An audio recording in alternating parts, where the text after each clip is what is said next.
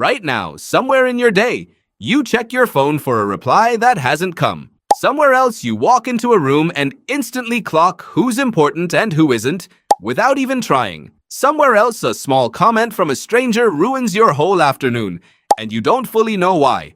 You call this anxiety. You call it overthinking. You call it being sensitive. But it isn't personal.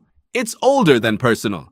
There is a rule your body has been running since before you were born, before your parents were born, before agriculture, before cities, before anyone wrote anything down, and you are still obeying it right now in ways you never agreed to and can't switch off. For most of human history, you lived in a group of about 150 people. Not a metaphor, a number. Anthropologist Robin Dunbar spent decades studying primate brain size relative to group size and found a consistent limit across human social networks. Roughly 150 stable relationships is the ceiling the human brain evolved to track. Not friends in the modern sense, people whose reputation, reliability, and status you personally knew because your survival depended on knowing it. In that world, there was no anonymity. You couldn't move to a new city and reinvent yourself. You couldn't mute someone. You couldn't quietly disappear from a group chat. Every person in your camp had watched you your entire life. They knew what you did the last time food was scarce. They knew whether you shared or hoarded. They knew how you behaved under pressure, in grief, in conflict. Anthropologist Richard Lee, who spent decades studying the Jew/Huansi of the Kalahari Desert, documented something telling about this constant visibility. Successful hunters who returned with a large kill were often mocked by their own camp. Lee called it insulting the meat. Other members would call the kill scrawny, barely worth the effort, hardly anything at all.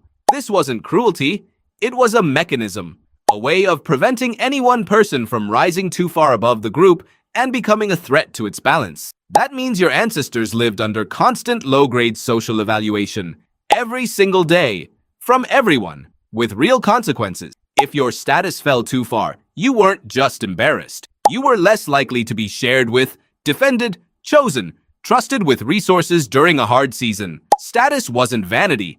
It was survival infrastructure. This is the part that matters. That evaluation system didn't disappear when the environment changed. It's still installed, running in the background of your nervous system, checking constantly for signs of where you stand. Psychologist Mark Leary has spent his career studying what he calls Sociometer theory, the idea that self-esteem isn't really about how you feel about yourself in isolation. It's a gauge, constantly and unconsciously tracking how included or excluded you are by the group around you. Self-esteem, in Leary's framing, is less a mirror and more a warning light. It rises when you're accepted.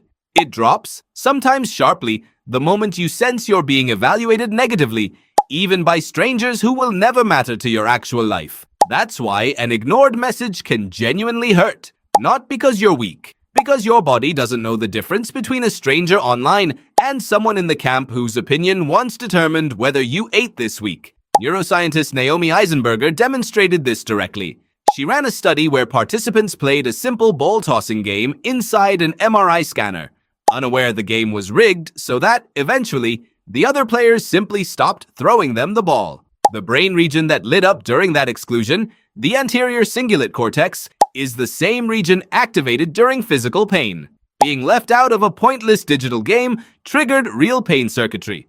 Your brain does not treat social exclusion as a minor inconvenience, it treats it as a threat. Now think about what that means for a single unanswered message, a joke that falls flat in a group chat, a promotion that goes to someone else. None of these carry the stakes they once did. Nobody is going to let you starve because you seemed a little off this week. But the ancient alarm doesn't know that. It fires anyway, at full volume, tuned for a world where being excluded from 150 people meant real danger. There's a second layer to this that's easy to miss. Status in ancient groups wasn't built through domination.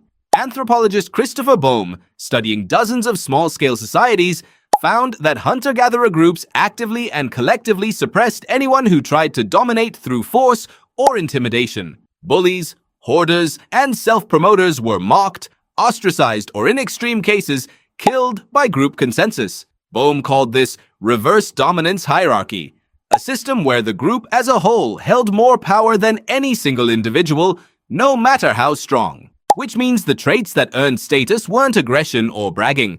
They were generosity, reliability, and skill, demonstrated quietly and repeatedly over years. The best hunters in Zhu, Huangzi, and Hadza camps were often the most humble, because visible arrogance triggered exactly the leveling mechanisms Li and Bohm documented. That's why bragging usually backfires on you today, even in a world of self-promotion and personal branding.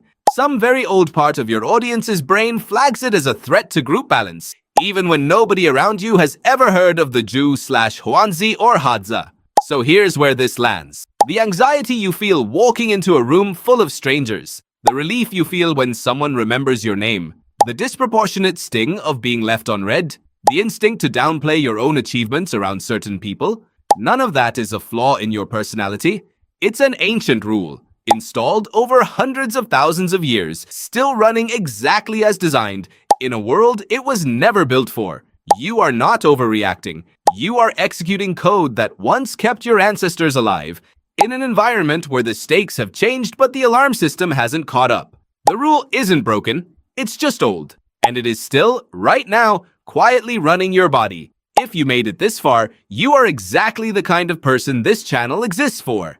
We make videos like this one every week, about ancient human behavior, about what your body still remembers, about the gap between the world you were built for and the one you actually live in.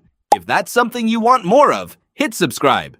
It costs you nothing, and it tells the algorithm that this kind of storytelling is worth keeping alive.